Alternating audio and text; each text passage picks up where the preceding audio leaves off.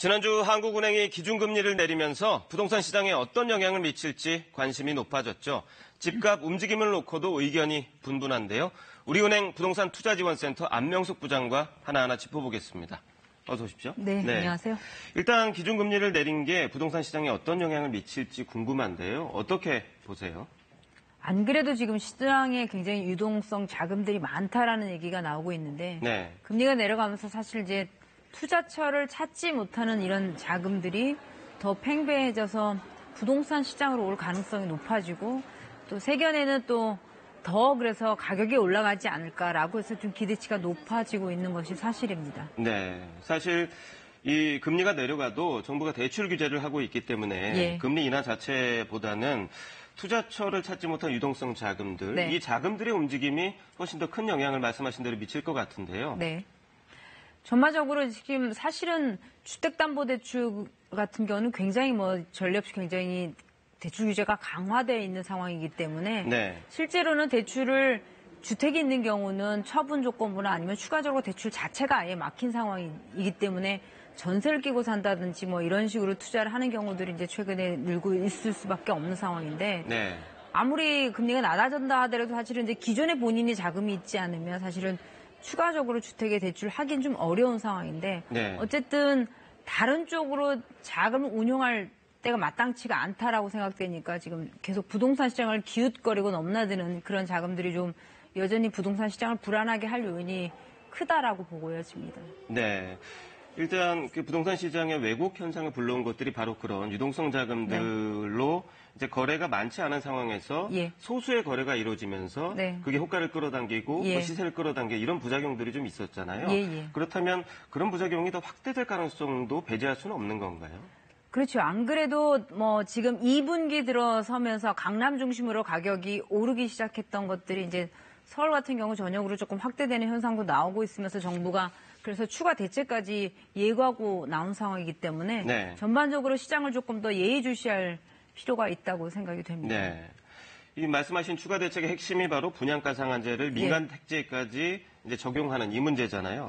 빠르면 9월부터 적용될 수 있다 이런 얘기도 있던데 부동산 시장에 어떤 변화가 있을까요? 사실 이제 금리가 인하될 가능성은 있다고 했는데 생각보다 빨랐다. 이런 것들이 사실 시장을 조금 더 불안하게 할 가능성이 높아지고 또 사실 부동산 가격이 오르지 않을까 오히려 한쪽에서는 그렇게 보고 있는 시선도 있기 때문에 정부가 아무래도 분양가 상한제를 민간까지 확대하는 것이 예고는 하면서 시장의 반응을 보고는 있지만 결국 이런 불안 심리가 가중된다면 분양가 상한제를 적용하는 것들을 조금 더 서둘러 가능성도 있지 않을까 이렇게 보여지기도 합니다.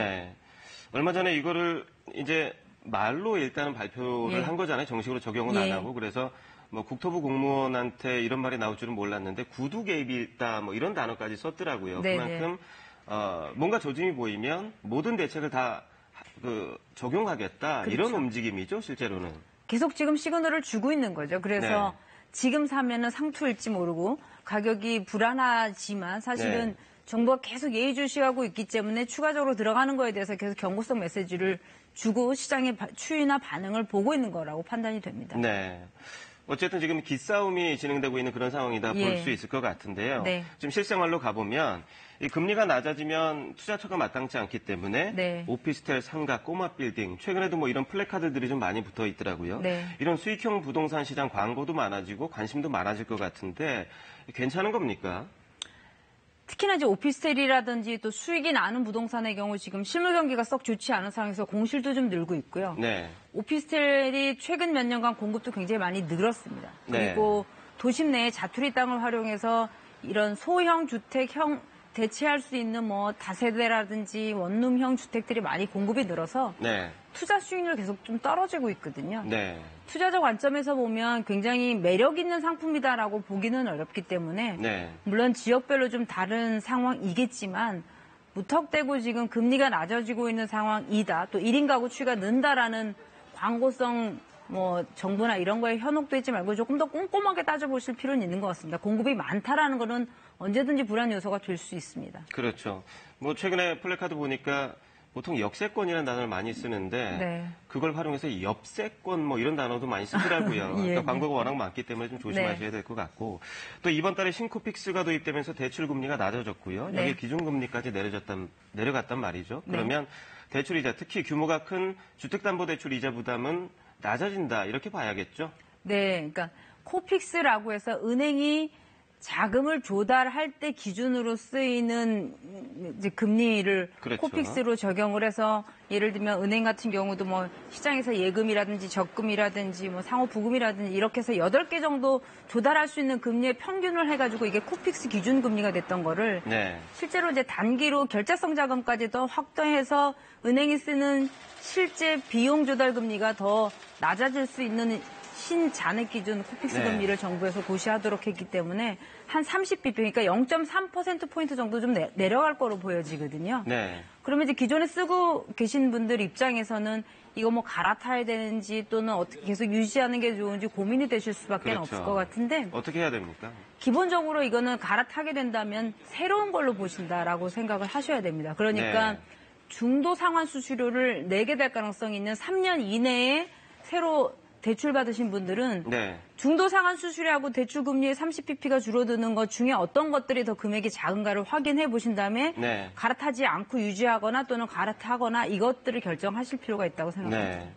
이 대출 계약서를 보면 보통 이제 본인이 자필로 쓰게 하잖아요. 가로 안에 중도 상환 수수료가 0.몇 % 이런 게 꼭 적혀 있단 말이에요. 근데 대출 받고 나서 그거를 다른 데 두시고 잃어버리시는 분들이 많은데 그런 부분들을 꼭 확인해서 미리 계산을 해봐야겠군요.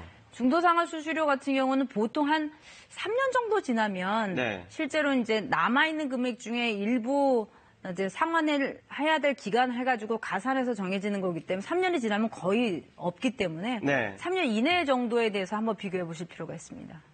기준이 3년이라는 부분 잘 기억하셔야겠군요. 오늘 설명 잘 들었습니다. 네, 안녕히 계세요.